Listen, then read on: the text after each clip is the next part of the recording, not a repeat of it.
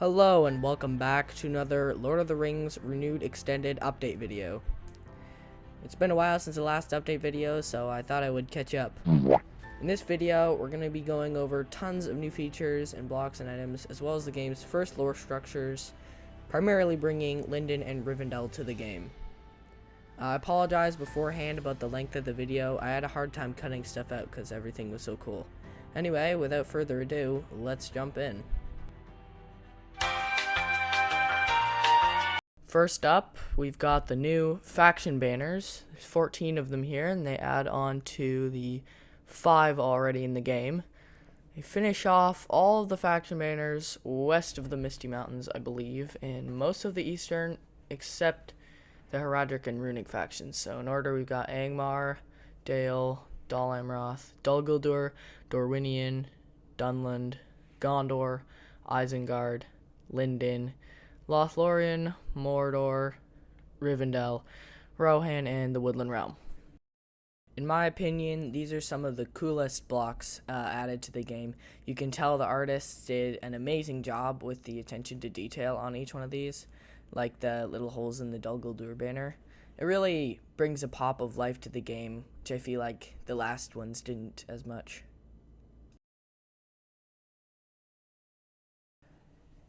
So, starting off the blocks, we have the High Elven Bed. This is the second faction bed added to the game after the Blue Dwarven Bed. It is the faction bed for Rivendell as well as Lindon, and possibly Lothlorien as well. So, for another cool block added to the game, we have the High Elven Lantern. You can see it glowing blue there, as well as the High Elven Chain. 2 more Elven decoration blocks. I think this is for Rivendell and Lindon structures, which I'll get to later, but another cool decoration block.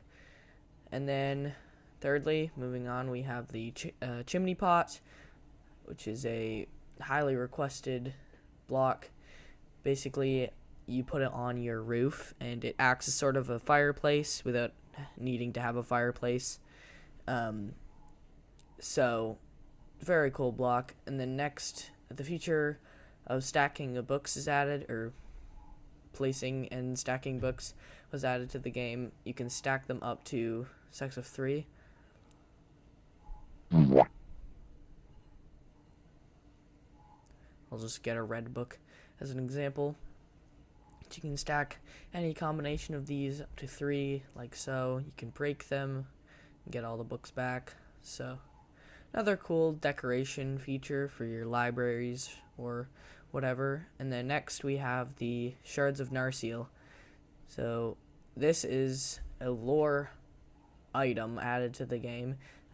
You can find it in survival, and currently there is no way to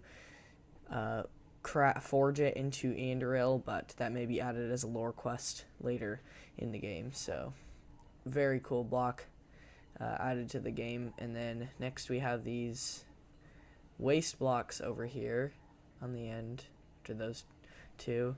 There are 4, to my knowledge, 4 variations of these waste blocks, but these are quite fun blocks. They slow your movement down when you're walking in them. They make funny sounds. And I believe you can find these in the Isengard area. Alright, here we are on our second row of blocks, starting with the chalk path slab. So here are these chalk blocks. You can find them all over the Rivendell Valley and the Rivendell Hills surrounding.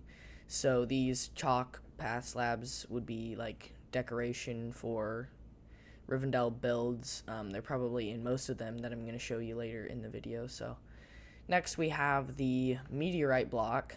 So this is a mediocrely rare block. Is found in naturally spawning craters all over Middle-earth, but primarily in Lindon.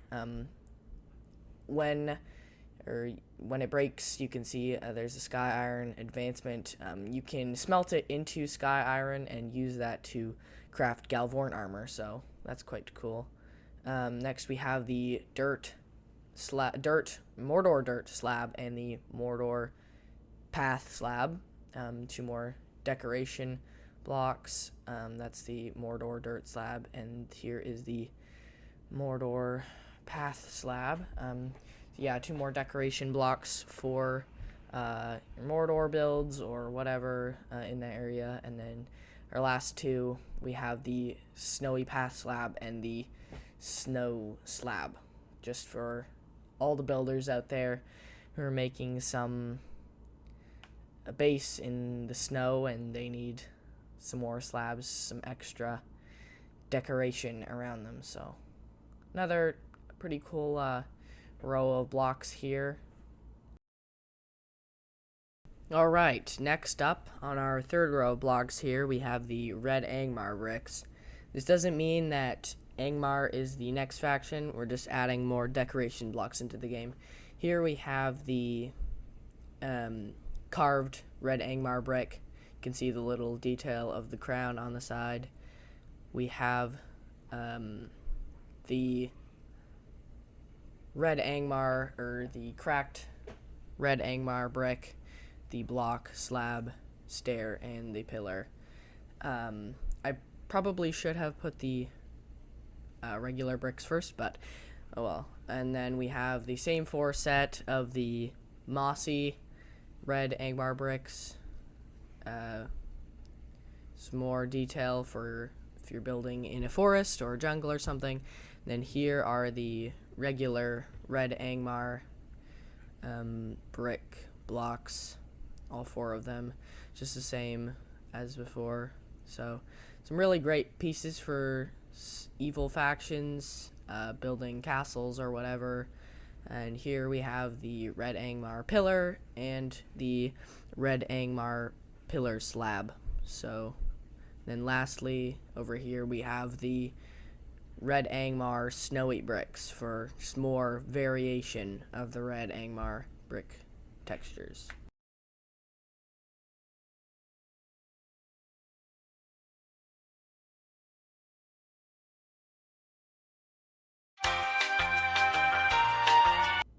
Alright, here we are at my favorite part of the updates, the entities. We're just going to go down the line here, starting with Elrond, technically our second lore character after Tolkien was added a few updates ago. You can see he's got that custom cape texture, which is very clean altogether. So yeah, great off the bat. We've got the Imladris Guard, or the Rivendell Guard. These guys, with a fresh new armor texture and shield, which I'll show later, they spawn only in Rivendell, which of course I will cover later. Here we have our first Rivendell trader, the Rivendell Weaver, and currently I cannot trade with them. Let me fix that. Just a second. Alright, there we go. Yep. So, get tons of advancements, and now we've got a bunch of different trades with these guys. They're looking to sell, they're looking for a bunch of different furs and stuff, so. Next, we have the Rivendell Captain. Currently, you can only hire two Rivendell units, an elf and a warrior. There we go. You get the Forum Ladris advancement there. Cool new hireable person. You got some customizable things there with each unit. So yeah, moving on, we've got the Rivendell Smith. Again, same as before, just selling different things like this armor and shields. That is a lot of money. They're looking for a bunch of different ingots and gems and stuff. Well, I decided to sleep and come back to it. So here are the first Linden traders. This one is a florist, and they're looking to sell me these flowers, and they're looking for some farming equipment. So you can see I got the regular trading advancement there at the bottom. Then moving on, we have the Linden Weaver, and they're selling a bunch of different leather equipment and stuff. So they're looking for that type of stuff, so pretty cool. And then we have the Linden Lord. They're also only have 2 units hireable, and they have a custom advancement for hiring as well. The Last Alliance. Here you can see a hired Linden Warrior, so very cool. And then last, we have the Linden Smith, just like the Rivendell one, selling a bunch of Linden equipment and such. So definitely very cool to be able to meet these guys.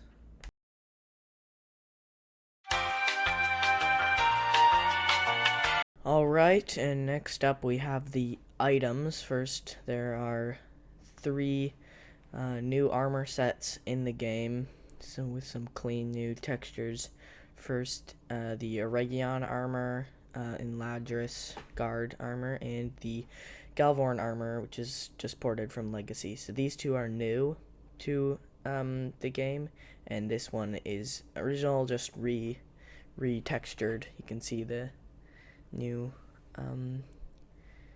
helmet texture there with the dragon on top. I'm gonna go put these on just because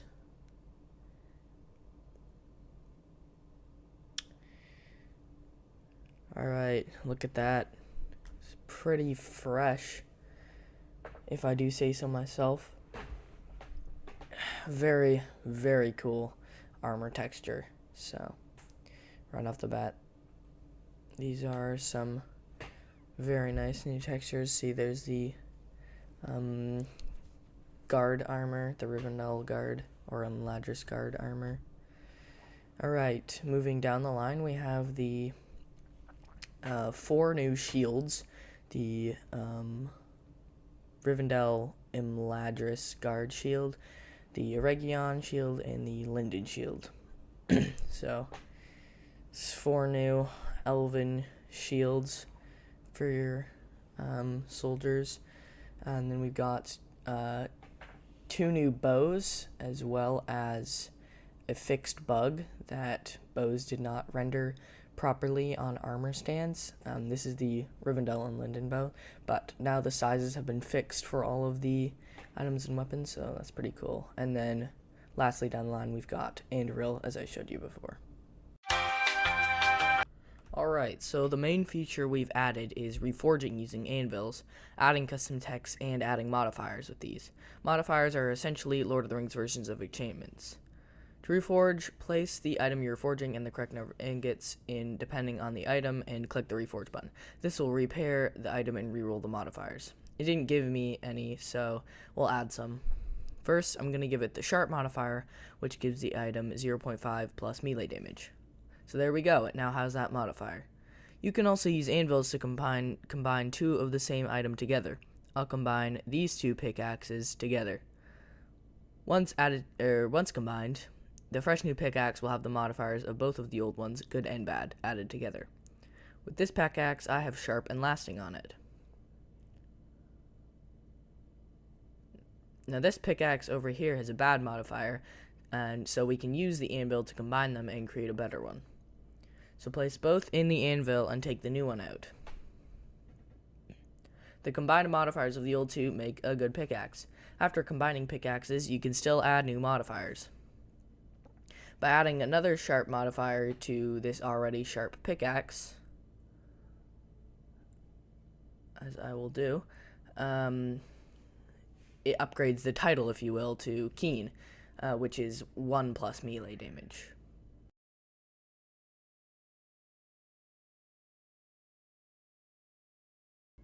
And now we have a good pickaxe. Finally, I'm going to change the name of the pickaxe. There are a few gems you can find around Middle-earth that change the font color. Here I have an opal, which changes the name to a teal color. I can edit the name at the top like so. All this costs ingots, of course. Now you can see the custom title at the top, subscribe, in teal. You can also engrave an item and your name will be shown at the bottom of the description by pressing this button. There you go, now it's at the bottom of there. So there we go. That is the basics of using an anvil and reforging and modifiers.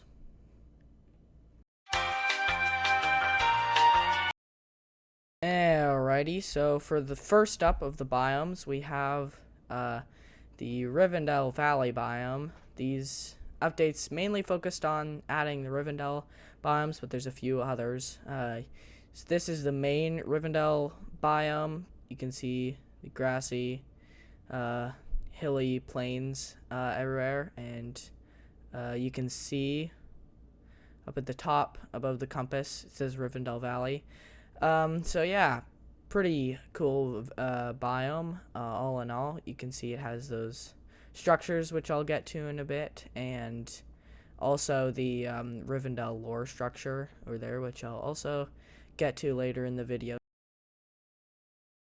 And the next biome we have is the Rivendell Cliffs biome here.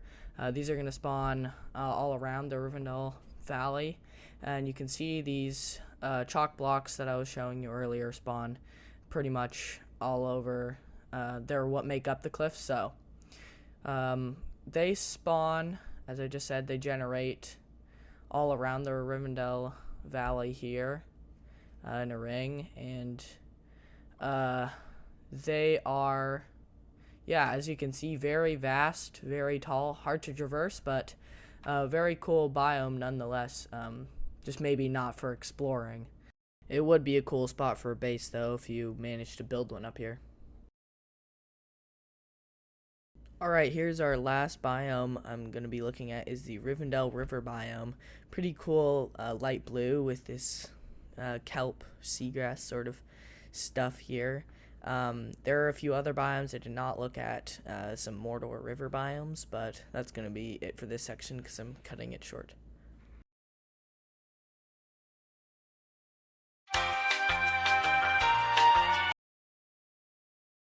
We have come to our last section of the update, the structures, and there's a ton to cover, so I'm just gonna get into it here with the Rivendell Weaver House. As you saw earlier, the Rivendell Weaver is a new entity added in the game. They will spawn in these Weaver houses, specially made. You can see the flax for weaving out front, but yeah, I'm not gonna go too much into detail exploring these houses, but there's custom banners everywhere from their weaving and chests and loot everywhere, so very cool to explore when you come across them with tons of little Easter eggs inside of them. Here is the second Rivendell structure, and it is the most common, the Rivendell house. This is where the regular Rivendell elves will abide. It's a cool one-room building with lots of custom banners, armor, and loot to get, and a cool wall all around the house, and a little courtyard with lots of little Easter eggs that you can find and explore for yourself. Here is our third Rivendell structure, the Rivendell Captain Tower with some strange generation, but ignoring that. Again, another very cool structure. This is the only place where a Rivendell Captain will spawn. Ones you can hire elves from, elves and warriors. But yes, another cool one. You can see the table of command is up here, a bed, table, and some bookshelves, so another lore packed house to explore in your world. The next structure here is the Rivendell Smith, and this one's probably one of my favorite structures added. It's also one of the most overpowered. This thing is packed with loot. This is where the Rivendell Smith spawns, but you can see a lot of like chests and loot, armor and weapons like on the walls over here, so another really cool one to check out as you're exploring. Leaving Rivendell, we're going to move on to Linden here. This is one of the most common Linden structures, the basic Linden Tower. It's got, I believe, 3 or 4 floors. You can see got these vines climbing up the sides. Very cool design on the outside.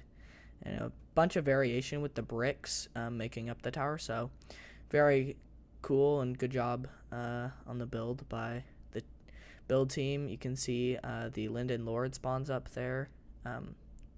So yeah, and then as well as those floors, it's got a basement down there. So all in all, a very cool build. Here we have the Linden Hall building.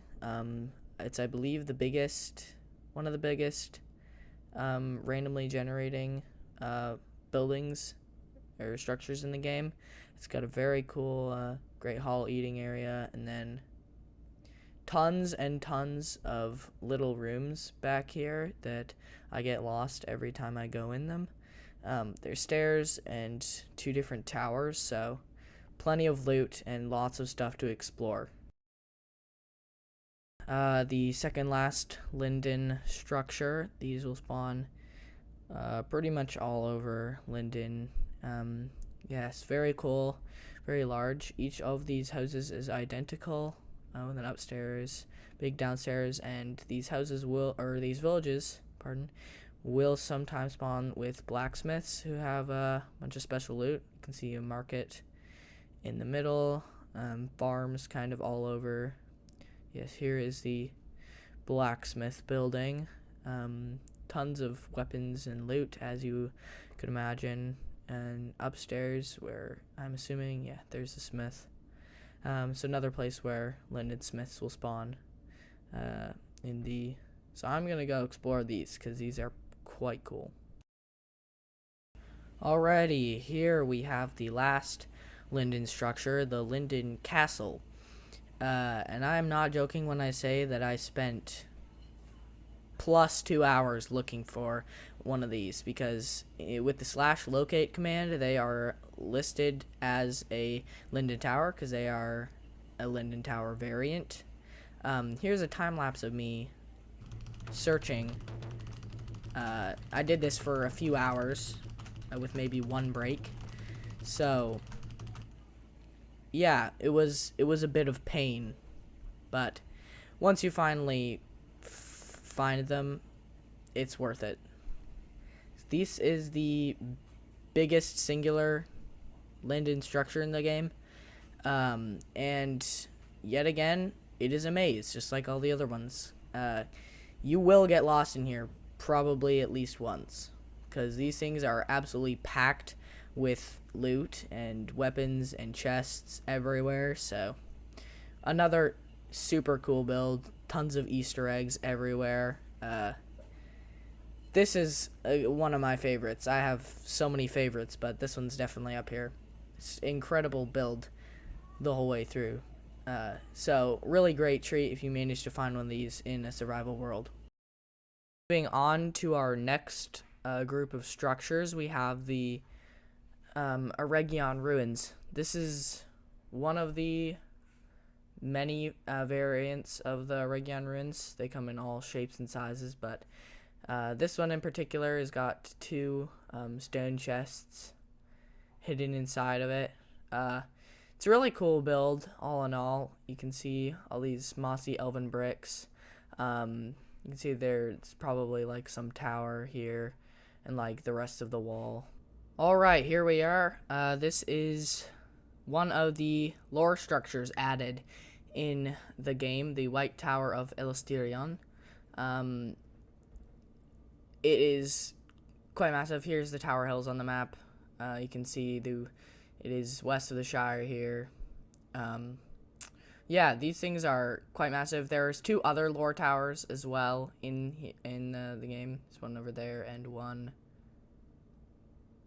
there. They're the same tower. There are regular Tower Hills towers, which I will not show due to this video dragging on, but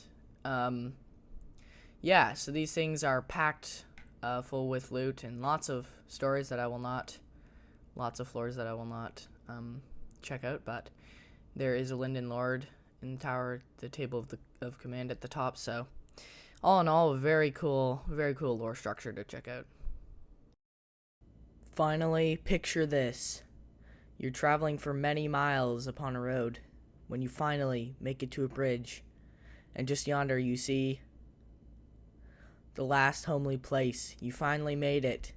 Yes, here it is, everyone. Rivendell is finally in the game. Our much requested first lore structure, now explorable in every single survival or creative world.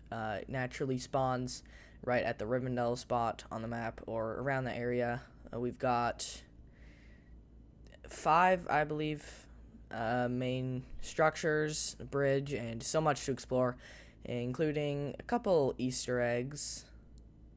Yeah, we'll just leave that there. Anyways, not going to explore it in depth because I want to leave that to you guys. But yeah, just check out this, man. Incredible job by the builders. But yeah, nothing much else to say except maybe we should hit a little cinematic shot.